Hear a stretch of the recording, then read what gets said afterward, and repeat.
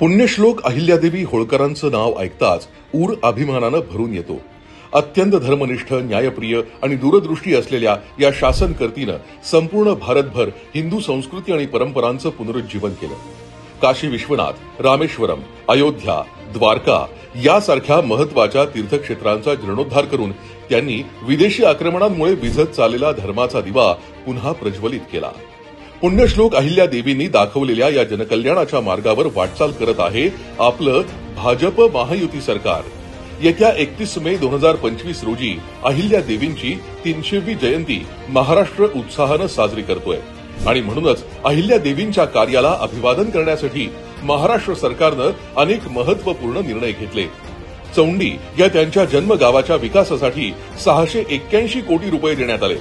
दुर्दैव म्हणजे देशभरातील गुलामगिरीच्या खुणा मिटवणाऱ्या अहिल्यादेवींच्या जिल्ह्याचं नाव मात्र अहमदनगर होतं। अनेक वर्षांच्या मागणीनंतरही पूर्वीच्या सरकारांनी जिल्ह्याच्या नामांतराकडे दुर्लक्ष केलं।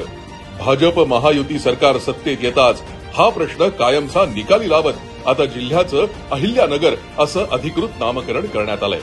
याशिवाय सोलापूर विद्यापीठ आणि बारामती वैद्यकीय महाविद्यालयाला पुण्यश्लोक अहिल्यादेवींचं नाव देण्यात येत आहे। त्यांच्या 300व्या जयंतीनिमित्त त्यांचं प्रेरणादायी कार्य सर्वांपर्यंत पोहोचावं म्हणून आपलं सरकार एक बहुभाषिक बायोपिकची निर्मितीही करत आहे। अहिल्यादेवींनी दिलेल्या आदर्शांची पुनर्स्थापना करणं आणि पुन्हा एकदा तसं सुराज्य आणणं हेच आपल्या सरकारचं ध्येय आहे।